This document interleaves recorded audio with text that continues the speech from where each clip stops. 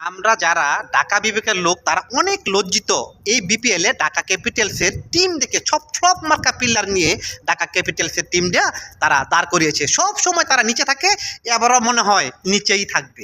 এবার বিপিএলে সর্বোচ্চ রান হবে বাংলাদেশের এই মিরপুর স্টেডিয়ামে। আপনারা গতকাল কি দুইটি ম্যাচই আপনারা দেখেছেন কি পর্যন্ত রান, সেখানে 200 রান হয়েছে। যত বিগত এই 10-12 বছরে যতদিন মিরপুরে খেলা হয়েছে, আন্তর্জাতিক এবং লিগ খেলা হয়েছে, কোনো দিন 200 রান সহজে ছুঁতে পারেনি। যদিও দু একদিন গিয়েছে, সেটা হলে ভাগ্যের বা নসিবের খেলায়। একটা জিনিস আমার কাছে সবচেয়ে অবাক লাগে যে বাংলাদেশের রাজধানী হচ্ছে ঢাকা, ঢাকা বিভাগের একটা নামই হচ্ছে আলাদা, আর আমরা হচ্ছে সেই ঢাকা বিভাগের মানুষ। আমরা ঢাকা বিভাগকে অবশ্যই সাপোর্ট করব। ঢাকা ক্যাপিটালস বর্তমানে নাম মালিকানা পরিবর্তন হচ্ছে। যখন থেকে বিপিএল বাংলাদেশে শুরু হয়, সেই প্রথম যে একটা শিরোপা নিল, তখন কিন্তু সাকিব আল হাসান ছিল, মাশরাফি বিন মুর্তজা ছিল, যতটুকু আমার মনে আছে। মাশরাফি বিন মুর্তজা ছিল, অ্যান্ড্রু রাসেল ছিল, সুনীল নারায়ণ ছিল, কত নামি দামি খেলোয়াড়গুলো ছিল ঢাকা ডায়নামার্সের পক্ষে। সেই ঢাকাটা আজকে বছরের পর বছর, বছরের পর বছর এত ফ্লপ যাচ্ছে। কিসের মালিকার পরিবর্তন, কিসের প্লেয়ারগুলো নিয়ে আসে, মানে এদের টিম দেখলেই মনে অসন্তুষ্ট জেগে যায়। একবার চিন্তা করে দেখুন, এই বছর আপনি টিমটা দেখুন। আপনি ঢাকা ক্যাপিটালসের মালিক আমাদের সেরা হিরো সাকিব আল হাসান, সাকিব খানের সেরা হিরো, অথচ টিমটা দেখুন যত ফ্লপ আছে, যত ফ্লপ প্লেয়ার আছে, সব ফ্লপ প্লেয়ার নিয়ে এই ঢাকা ক্যাপিটালস টিমটা সাজিয়েছে। বছর পর বছর তারা তলানিতে থাকে। তারা কোনোক্ষণই ভালো একটা খেলা তাদের দ্বারা উপহার আমরা যারা গ্রাহক আছি, যারা ঢাকা বিভাগের মানুষই, তারা কখনো পাবো না। এটার কোচটা কেডা দেখেছেন তো, আমাদের খালেদ মাহমুদ সুজন ভাই কোচ, যারা অতীতে ম্যানেজিং ডিরেক্টর ছিল।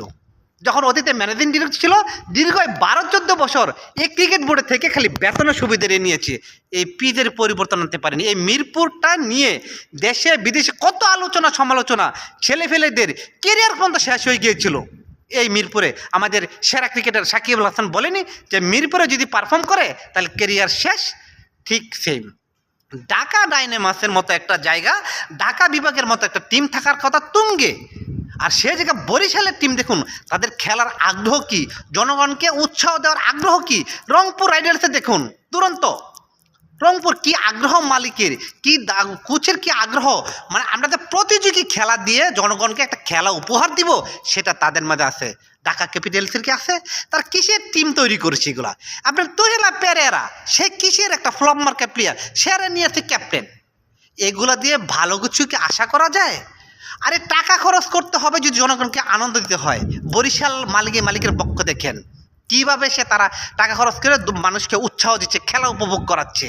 রংপুরে দেখেন, এমন উৎসাহ আগ্রহ থাকতে হবে। আমাদের কি এরকম নয়? আমরা ঢাকা বিভাগের লোক হয়ে লজ্জিত। আমাদের কি টিম তৈরি হয়েছে ঢাকা ক্যাপিটালসের, এগুলো সব ফ্লপ মার্কা প্লেয়ার নিয়ে আসছে। এক লিটন দাস ভরসা, ফুল ফ্লপ, পুরো বছর পর বছর। আর সকলে এক সপ্তাহ ওয়েস্ট ইন্ডিজে খেলে, সে টেস্ট, ওয়ানডে, টি20 একটা খেলায় সে ভালো পারফর্ম করতে পারেনি, তাকে আবার এখানে ঢাকা ক্যাপিটালসে রেখে দিয়েছে। কি ফ্লপ মার্কা প্লেয়ার। আর যারা আছে সব কি ফাইটিং করবে। আমার কথা হচ্ছে খেলাতে একজন হারবেই। এই দেখেন কালকে বরিশাল, ফরচুন বরিশাল, কোনো একজন মানুষ বলতে পারবে ফরচুন বরিশাল ম্যাচ জিতবে? বলতে পারেনি। কিন্তু সেই ম্যাচটাকে মাহমুদুল্লাহ রিয়াদ এবং ফাহিম আশরাফ কীভাবে ম্যাচটা জিতে নিল। যদিও হেরেছে, যারা হেরেছে তাদের প্রতিও শুভকামনা। কত ভালো খেলাটা তারা খেলেছে এনামুল হক বিজয়ের দল। ধন্যবাদ। এরকম খেলা চাই আমরা, ফাইট টু ফাইট। হারুক দুঃখ নাই, কিন্তু প্রশংসায় জোয়ার বাঁচাতে হবে। আর ঢাকা ক্যাপিটাল কি এক টিম করে বসে রয়েছে, টিম দেখলেই মানে জলে।